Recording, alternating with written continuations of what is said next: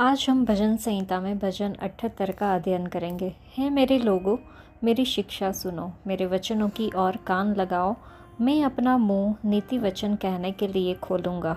मैं प्राचीन काल की गुप्त बातें कहूँगा, जिन बातों को हमने सुना और जान लिया और हमारे बाप दादों ने हमसे वर्णन किया है। उन्हें हम उनकी संतान से गुप्त न रखेंगे, परंतु होनहार पीढ़ी के लोगों से यहोवा का गुणानुवाद और उसकी सामर्थ्य और आश्चर्य कर्मों का वर्णन करेंगे। उसने तो याकूब में एक चितौनी ठहराई और इस्राएल में एक व्यवस्था चलाई, जिसके विषय उसने हमारे पितरों को आज्ञा दी कि तुम इन्हें अपने अपने बाल बच्चों को बताना, कि आने वाली पीढ़ी के लोग अर्थात जो बच्चे उत्पन्न होने वाले हैं वे इन्हें जानें और अपने अपने बाल बच्चों से इनका बखान करने में उद्यत हो, जिससे वे परमेश्वर का भरोसा रखें और परमेश्वर के बड़े कामों को भूल न जाए, परंतु उसकी आज्ञाओं का पालन करते रहें और अपने पितरों के समान ना हो, क्योंकि उस पीढ़ी के लोग तो हठीले और झगड़ालू थे और उन्होंने अपना मन स्थिर न किया था और न उनकी आत्मा परमेश्वर की ओर सच्ची रही। एप्रेमियों ने तो शस्त्रधारी और धनुर्धारी होने पर भी युद्ध के समय पीठ दिखा दी। उन्होंने परमेश्वर की वाचा पूरी नहीं की और उसकी व्यवस्था पर चलने से इनकार किया। उन्होंने उसके बड़े कामों को और जो आश्चर्य कर्म उसने उनके सामने किए थे उनको भुला दिया। उसने तो उनके बाप दादों के सम्मुख मिस्र देश के सोअन के मैदान में अद्भुत कर्म किए थे। उसने समुद्र को दो भाग करके उन्हें पार करा दिया और जल को ढेर के समान खड़ा कर दिया। उसने दिन को तो बादल के खंभे से और रात भर अग्नि के प्रकाश के द्वारा उनकी अगुवाई की। वह जंगल में चट्टानें फाड़ कर उनको मानो गहरे जलाशयों से मनमाना पिलाता था। उसने चट्टान से भी धाराएं निकाली और नदियों का सा जल बहाया, तो भी वे उसके विरुद्ध अधिक पाप करते गए और निर्जल देश में परम प्रधान के विरुद्ध उठते रहे। अपनी चाह के अनुसार भोजन मांग कर मन ही मन परमेश्वर की परीक्षा की। वे परमेश्वर के विरुद्ध बोले और कहने लगे, क्या परमेश्वर जंगल में मेज लगा सकता है?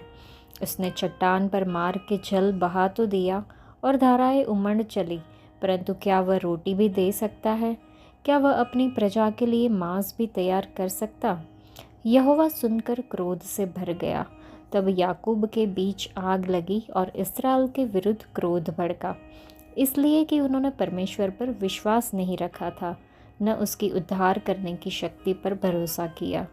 तो भी उसने आकाश को आज्ञा दी और स्वर्ग के द्वारों को खोला और उनके लिए खाने को मन्ना बरसाया और उन्हें स्वर्ग का अन्न दिया। मनुष्यों को स्वर्गदूतों की रोटी मिली, उसने उनको मनमाना भोजन दिया। उसने आकाश में पुरवाई को चलाया और अपनी शक्ति से दक्षिणी बहाई और उनके लिए मांस धूल के समान बहुत बरसाया और समुद्र के बालू के समान अनगिनत पक्षी भेजे और उनकी छावनी के बीच में उनके निवासों के चारों ओर गिराए। वे खाकर अति तृप्त हुए और उसने उनकी कामना पूरी की। उनकी कामना बनी ही रही, उनका भोजन उनके मुंह ही में था कि परमेश्वर का क्रोध उन पर भड़का और उसने उनके हष्टपुष्टों को घात किया और इस्राएल के जवानों को गिरा दिया।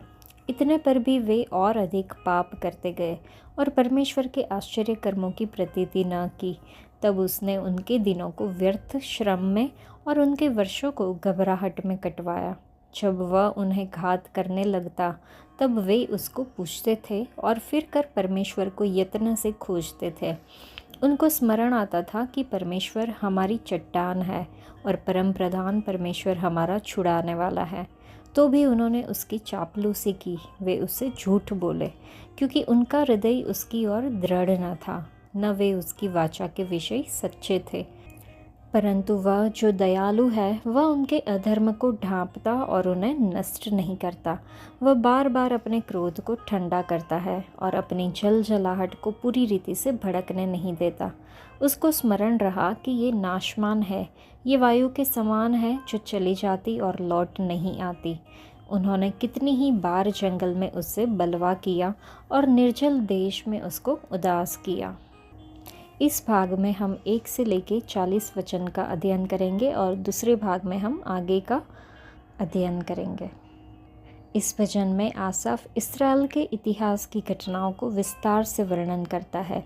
मिस्र की विपत्तियों के बारे में, गुलामी से मुक्ति, मरुभूमि में परमेश्वर की अद्भुत व्यवस्था, कनान पर विजय और आखिर में दाऊद के वंश की स्थापना के बारे में हम देखेंगे। इनमें से कई स्मरणों को इस्राएल के पूर्वजों ने परंपराओं के रूप में स्थापित किया, जिनका पालन किया जाता है। परमेश्वर ने इस्राएल को यह जिम्मेदारी सौंपी थी कि वे इन घटनाओं और परमेश्वर की कृपा को अपने बच्चों तक पहुंचाए। निर्गमन 12 और व्यवस्था विवरण 6 स्पष्ट रूप से ये बताते हैं कि बच्चों को इस्राएल के इतिहास में परमेश्वर द्वारा दी गई मुक्ति और उससे जुड़े धार्मिक अनुष्ठानों और पर्वों का महत्व सिखाना चाहिए। आसाफ चाहता था कि युवा पीढ़ी अपने पूर्वजों की गलतियों से दूर रहे। वह उन्हें सिखाना चाहता था कि परमेश्वर हमारी कृतज्ञता और स्तुति के योग्य है। वह उन्हें यह याद दिलाने के लिए उत्सुक था कि परमेश्वर का सामर्थ्य और महानता सबसे ऊपर है। परमेश्वर की उनकी सक्रिय सहायता को कभी नहीं भूलना चाहिए। इस भजन की विशेषता यह है कि यह परमेश्वर के लोगों की बार बार की असफलताओं और इन सब के बावजूद परमेश्वर की धीरज और दया को दर्शाता है। आज हम में से कई लोग महसूस करते हैं कि हमारे दिन और वर्ष व्यर्थ जा रहे हैं, बिना किसी उद्देश्य के और अनेक कठिनाइयों से भरे हुए। लेकिन यहाँ यह कहा गया है कि यहोवा ने उनके वर्ष संकट में समाप्त किए। इसका कारण क्या था? उन्होंने अपने मन से परमेश्वर को परखने के लिए अपनी इच्छाओं को तृप्त करने की मांग की। आज हम भी कई बार परमेश्वर द्वारा हमारे जीवन में दिए गए स्वस्थ आशीर्वादों से असंतुष्ट हो जाते हैं और हम तुरंत उपलब्ध चीज़ों की लालसा करते हैं। हम परमेश्वर के वचन का भोजन करने की उपेक्षा करते हैं, यानी बाइबल को खोलकर पढ़ना, उस पर ध्यान करना और उसे आत्मिक पोषण लेना भूल जाते हैं।